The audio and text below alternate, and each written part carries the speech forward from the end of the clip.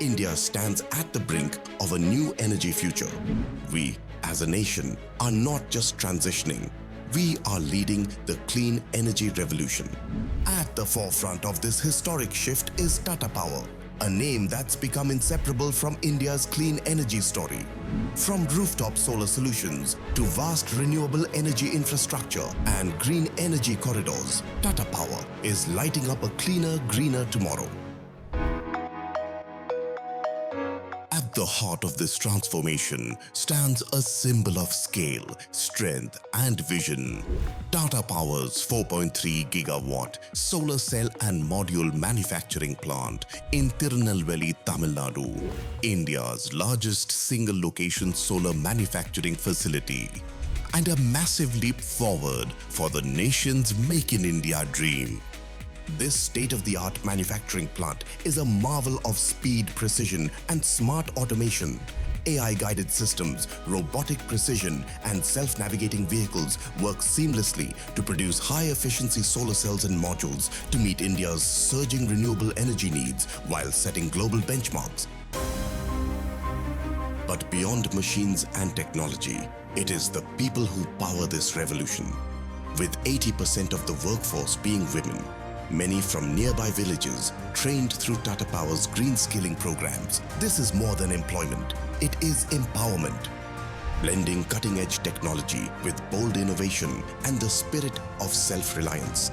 This facility is bringing Tata Power's clean energy vision to life. Through their groundbreaking effort, Tata Power isn't just shaping clean energy solutions, it's building the India of tomorrow, where sustainable is attainable.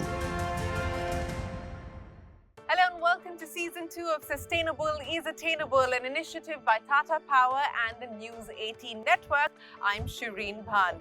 Today we talk about where India finds itself on its energy transition roadmap. How do we get greener, cleaner and smarter? We're in conversation with Tata Power's Dr. Praveer Sinha, a man who's been championing the idea of sustainable is attainable. Dr. Sinha, a pleasure. Thanks very much for joining us on the program. Thank you, Shireen, and always a pleasure to be back on CNBC and part of this initiative of Sustainable is Attainable. Well, we look forward to hearing more from you about that, Dr. Sinha. But let's start by talking to you about where India finds itself on the energy transition roadmap. We're at the start of a new financial year. There's a fair amount of global volatility and global flux. But on the energy roadmap, where do you believe India finds itself positioned today? I believe that India is in a very good situation. It has a very ambitious plan of nearly 500 gigawatt of clean energy by 2030. And I think we are quite self-sufficient in the way we are positioned ourselves in terms of adding capacity, whether it is for solar or wind or hydro, or even for battery storage for that matter.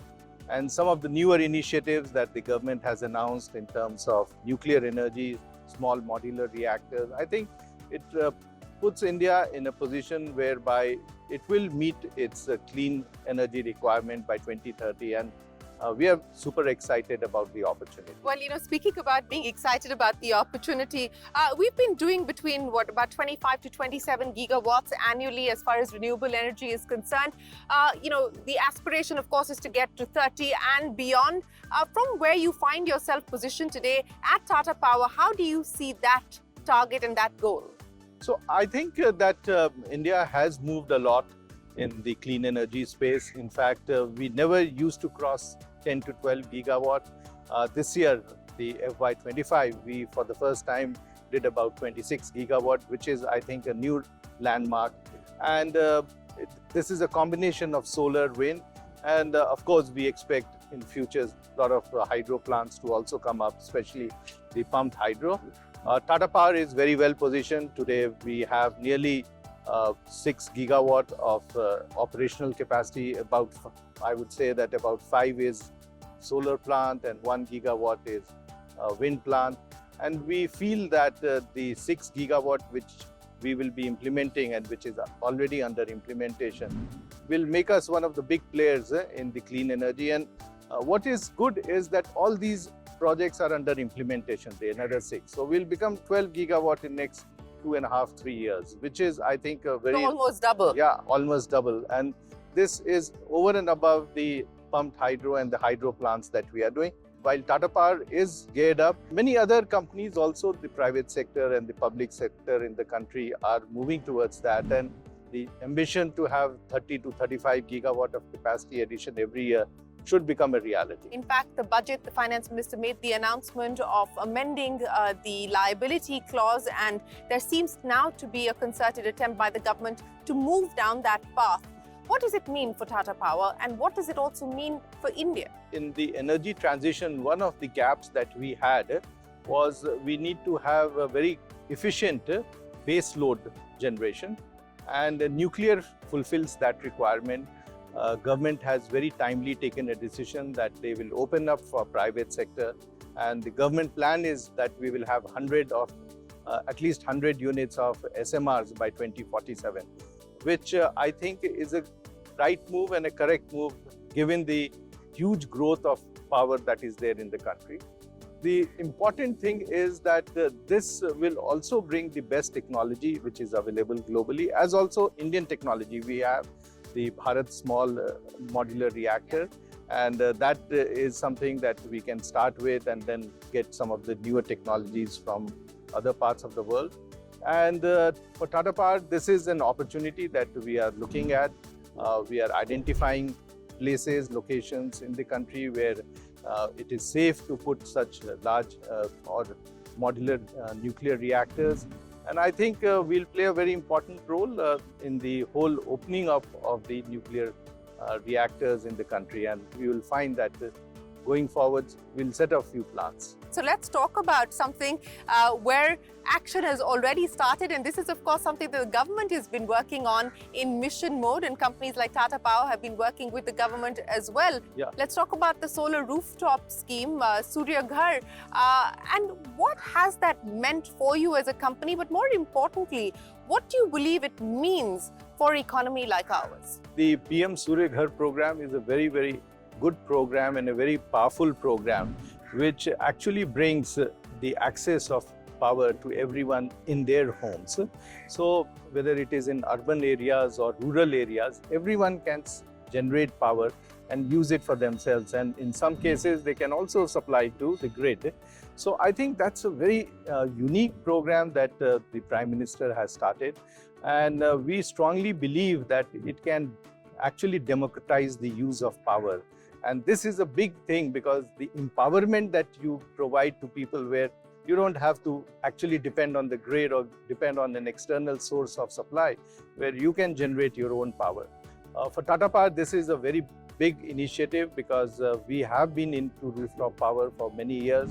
We are the biggest right now. We have nearly 150,000 consumers who have set up nearly 3,000 megawatt, 3 gigawatt of rooftop power. And we strongly believe that the type of reach that we have in the country, and it's right across the country. Geographically, yeah. More than 500 cities we are there. We will be able to play a very, very important role. And for us, it's not just about giving them the equipment, but it's also about operating them and giving them the benefit of what Har Ghar Solar program is there. What are the targets? You're working with a plan to be able to install what, 10 lakh solar rooftops a year. How confident do you feel about being able to do that? Well, we are working with some of the state governments, state government of UP, Rajasthan, Assam, Odisha. So we are working with them to see that their targets, which is there of 10 lakh rooftop solars in their states, how we are able to support them in that initiative. We feel that because of our spread and the channel partner and our network right across the country, we'll be in a much better position to do that.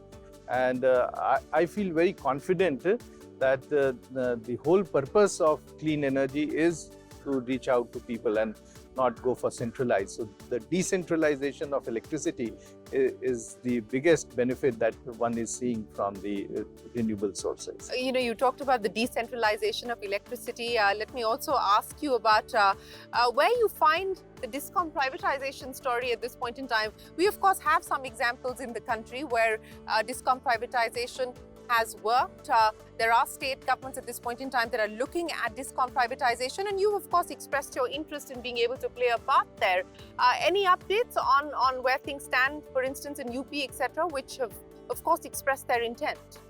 So I think that DISCOM privatization is the last key change that has to happen in the power sector. There has been a delay in the way the privatization or public-private partnership should have happened. But I do see now traction because most of the DISCOMs are going through huge financial crisis.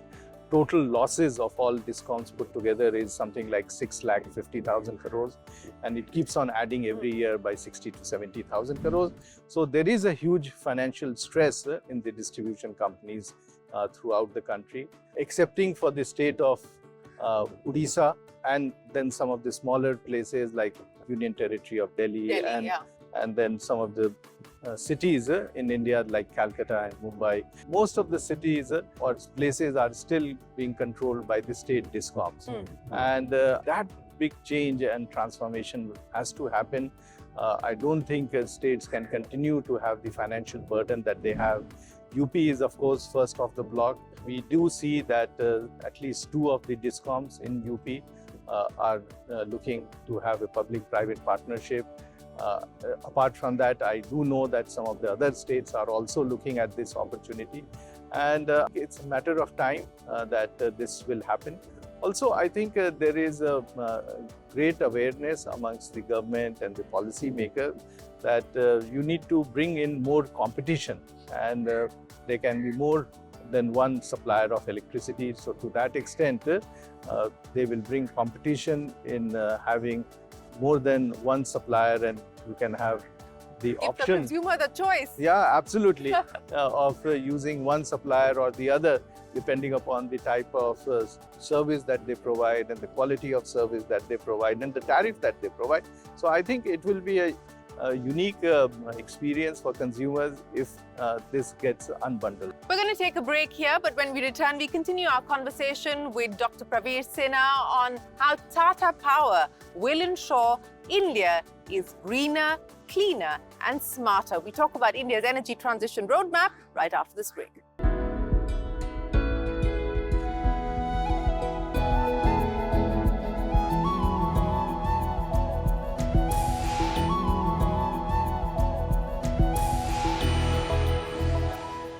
Welcome back. You're watching season 2 of Sustainable is Attainable, and we're talking about what India needs to do to ensure that our energy is clean and green. We're in conversation with Tata Power's Dr. Praveer Sinha. I'll ask you this in the context of India's aspiration of becoming the manufacturing hub of the world. We are, of course, leading in services as well, but now with this whole global supply chain diversification, the ambition and the hope is that we'll start to move a large chain of the manufacturing supply chain to India. And it's not just the ease of doing business, but the cost of doing business that is considered as a factor before people put down a significant amount of capital. Logistics cost has always been a concern, and power cost has also been a little bit of a challenge. Do you believe that today India finds itself much more competitively priced, especially when we talk about power? Not really. There are a few things that the country needs to do. The first is on power pricing. We have a situation whereby the industrial and commercial users cross-subsidize the lifeline consumers and the rural consumers. The way to do about is that the government of the day has to subsidize that or has to pay for it. It should not, the burden should not go on the other consumers. The second is the improvement in the performance of the DISCOMs have to happen. Already I mentioned to you about the losses, and I think with more technology coming in and more improvement through the public-private partnership and better reliability, better customer service, the losses which is there, the aggregate technical and commercial losses which is there, will drastically reduce, and that will also bring down the overall cost of power, and because the benefit of that will get passed on.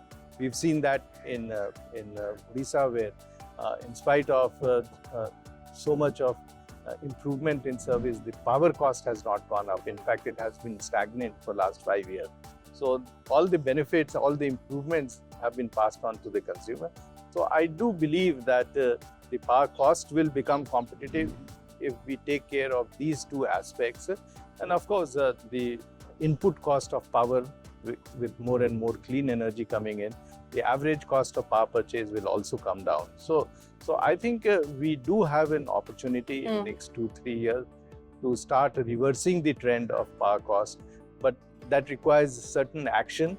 And concerted action. Yeah, it can't be done in silos. Yes. Yes, that is right. But you were talking about technology and innovation, and I know that this is something that excites you. Give me a glimpse into what's happening on that in Tata Power. The 22,000 people that you have within the company.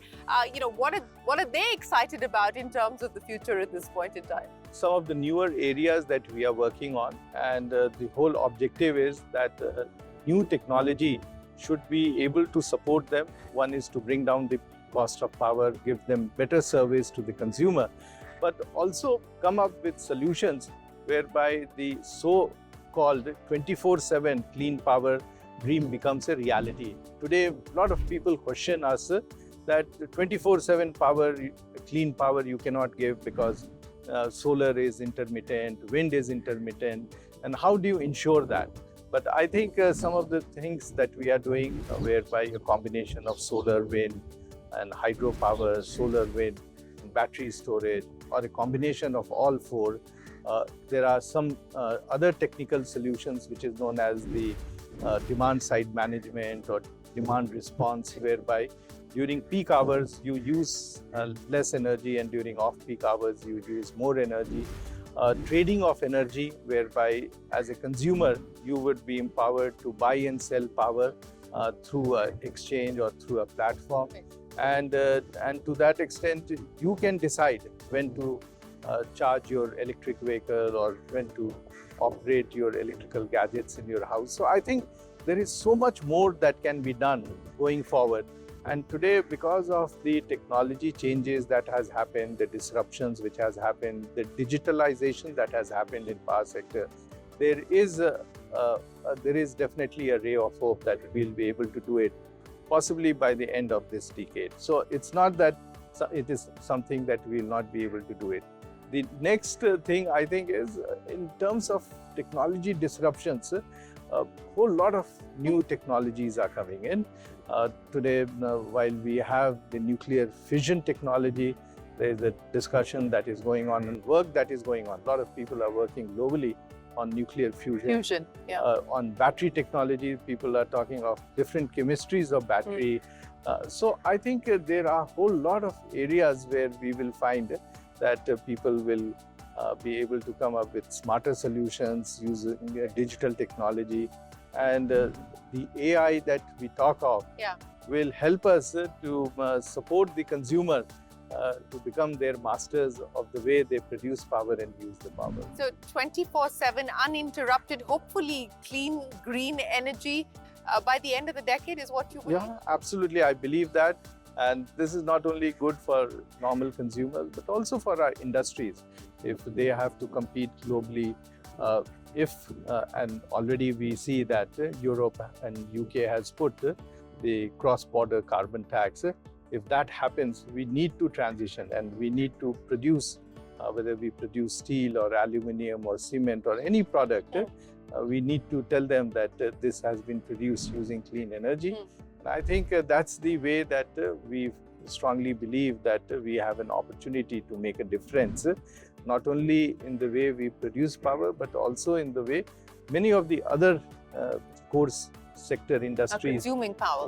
Are consuming power, and especially hard to abate sectors, and how they can transition to clean.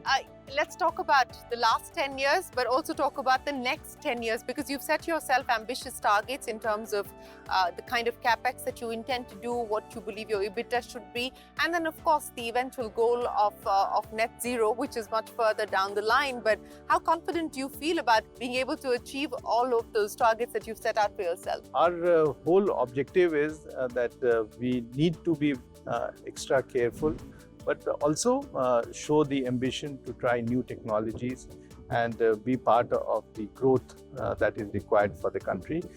We always take pride in talking about that Tata Power does what is good for the country, and we are always the front runner in terms of the whatever new technologies are required.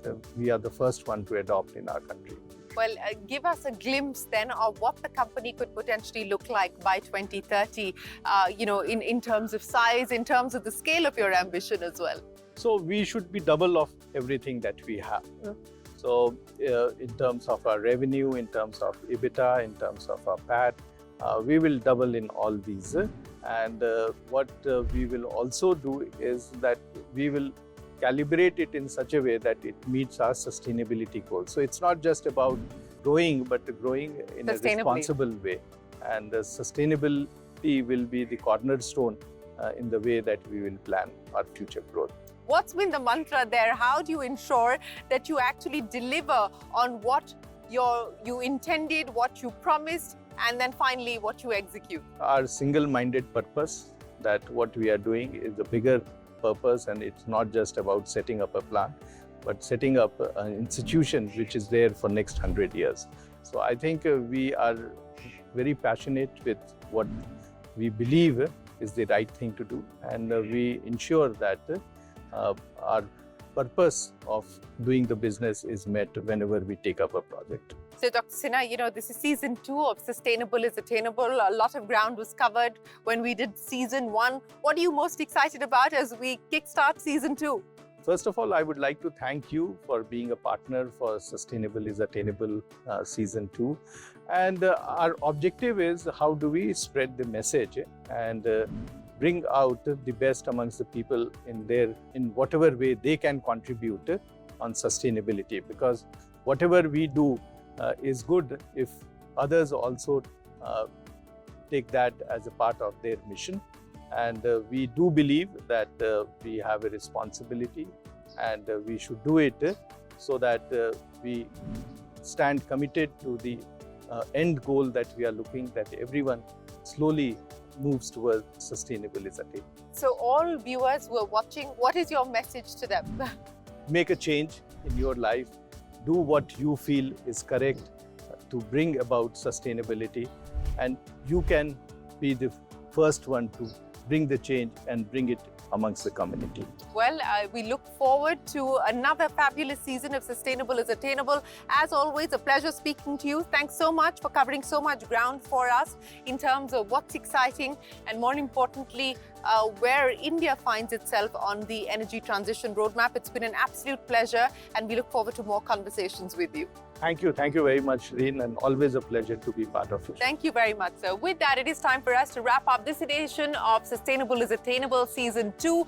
Do stay tuned to Network 18. We will keep you updated on the many developments, and as Dr. Sinha said, join the movement. You have the power. From all of us here for now, thanks very much for watching.